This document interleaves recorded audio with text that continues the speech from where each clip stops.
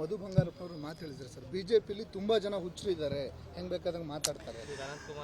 ನೋಡಿ, ನಾನು ಹೇಳ್ತೀನಲ್ಲ, ಈ ರೀತಿ ಹುಚ್ಚರ ಬಗ್ಗೆ ಹೇಳ್ತಾ ಹೋದರೆ ಅದು ಹುಚ್ಚಾಸ್ಪತ್ರೆ ಸಾಕಾಗಲ್ಲ.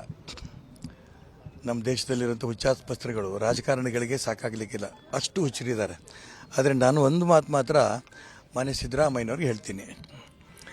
ನಾನು ಇಲ್ಲಿ ರಾಜಕಾರಣ ಮತ್ತು ಬೆರೆಸೋದಕ್ಕೆ ಇಷ್ಟಪಡೋದಿಲ್ಲ. ನೀವು ದೈವ ಭಕ್ತರು ಹೌದು, ಯಾರ್ದೋ ಒತ್ತಡಗಳಿಗೆ ಮಣಿದು ಒಂದು ಸರಿ ನಾನು ಯಾವುದೇ ಕಾರಣಕ್ಕೂ ರಾಮ ಮಂದಿರಕ್ಕೆ ಬರಲ್ಲ ಅಂತ ಹೇಳಿದಿರಿ. ಅದಾದ ನಂತರ 22 ನಂತರ ನಾನು ರಾಮ ಮಂದಿರಕ್ಕೆ ಬರ್ತೀನಿ, ನಾನು ರಾಮ ಭಕ್ತ ಅಂತ ಹೇಳಿದಿರಿ. ಮತ್ತು ನಾನು ಹಂಗೆ ಹೇಳಿಲ್ಲ ಅಂತ ಹೇಳಿದಿರಿ. ಇದಷ್ಟು ಬಿಟ್ಬಿಡಿ. ನಿಮ್ಮ ಮನಸ್ಸಿನಲ್ಲಿ ರಾಮ ಇದ್ದಾನೆ, ದೇವರು ಇದ್ದಾರೆ ನಿಮ್ಮ ಮನಸ್ಸಿನಲ್ಲಿ. ನನಗೆ ಗೊತ್ತು, ಖಾಸಗಿಯಾಗಿ ಮಾನ್ಯ ಸಿದ್ದರಾಮಯ್ಯನವ್ರ ಹತ್ತಿರದಿಂದ ನಾನು ನೋಡಿದ್ದೀನಿ. ದೈವ ಭಕ್ತಿ ಇದೆ ಅವರಿಗೆ. ಹಾಗಾಗಿ ಯಾವತ್ತು ಹೋಗ್ತಿರೋ ಯಾವತ್ತು ಬಿಡ್ತಿರೋ ಪ್ರಶ್ನೆ ಬೇರೆ. ನನಗೆ ಖಂಡಿತ ರಾಮನ ಬಗ್ಗೆ ಗೌರವ ಇದೆ.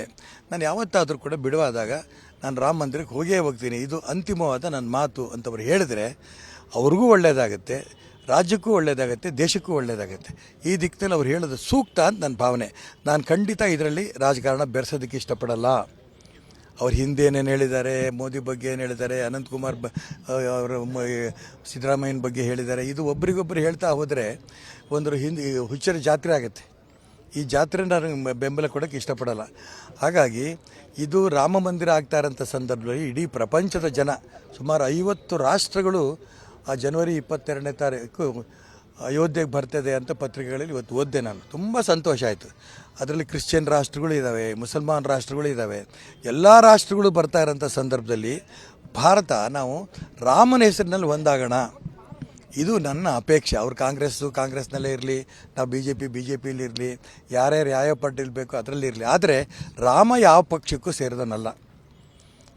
ರಾಮ ತನ್ನ ರಾಮರಾಜ್ಯವನ್ನು ಮಾಡಿ ಇಡೀ ಸಮುದಾಯನ ಒಂದುಗೂಡಿಸಂಥ ಒಬ್ಬ ಮಹಾ ಚೈತನ್ಯ, ಮರ್ಯಾದಾ ಪುರುಷೋತ್ತಮ. ಅದಕ್ಕೋಸ್ಕರ ನಾನು ಎಲ್ರಿಗೂ ಪ್ರಾರ್ಥನೆ ಮಾಡ್ತೀನಿ, ಬರೀ ಸಿದ್ದರಾಮಯ್ಯನವರು ಒಬ್ಬರಿಗೆ ಅಲ್ಲ, ಎಲ್ರಿಗೂ ಪ್ರಾರ್ಥನೆ ಮಾಡ್ತೇನೆ.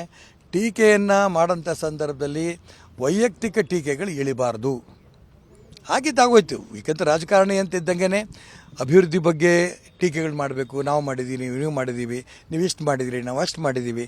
ಜನಗಳ ಹತ್ರ ಹೋಗ್ಬೇಕು, ಓಟಿಗೆ ನಂಬಿಸ್ಬೇಕು, ಅದು ಸರಿ. ಆದರೆ ಅಭಿವೃದ್ಧಿನೇ ಬಿಟ್ಬಿಟ್ಟೀಗ ಪೂರ್ಣ ವೈಯಕ್ತಿಕ ದ್ವೇಷಕ್ಕೆ ಇಳಿದಿರೋದು ನಿಜಕ್ಕೂ ಒಳ್ಳೆಯದಲ್ಲ. ವೈಯಕ್ತಿಕ ಟೀಕೆಗಳು ರಾಮನ್ನು ಕೂಡ ರಾಜಕಾರಣಕ್ಕೆ ಬೆರೆಸೋದು ಸೂಕ್ತ ಅಲ್ಲ. ಇದು ನನ್ನ ವೈಯಕ್ತಿಕ ಅಭಿಪ್ರಾಯ. ಅನುಕ್ಷಣದ ಸುದ್ದಿಗಳಿಗಾಗಿ ವಿಸ್ತಾರ ನ್ಯೂಸ್ ಯೂಟ್ಯೂಬ್ ಚಾನೆಲ್ ಸಬ್ಸ್ಕ್ರೈಬ್ ಮಾಡಿ. ಹೊಸ ಸುದ್ದಿಗಳ ನೋಟಿಫಿಕೇಶನ್ಗಾಗಿ ಬೆಲ್ ಐಕಾನ್ ಕ್ಲಿಕ್ ಮಾಡಿ. ಲೇಟೆಸ್ಟ್ ಅಪ್ಡೇಟ್ಸ್ಗಾಗಿ www.vistaranews.com ವೆಬ್ಸೈಟ್ಗೆ ವಿಸಿಟ್ ಮಾಡಿ. ಅಂಗೈಯಲ್ಲೇ ಜಗತ್ತಿನ ಸುದ್ದಿ ತಿಳಿಯಲು ವಿಸ್ತಾರ ನ್ಯೂಸ್ ಕನ್ನಡ ಆಪ್ ಡೌನ್ಲೋಡ್ ಮಾಡಿ.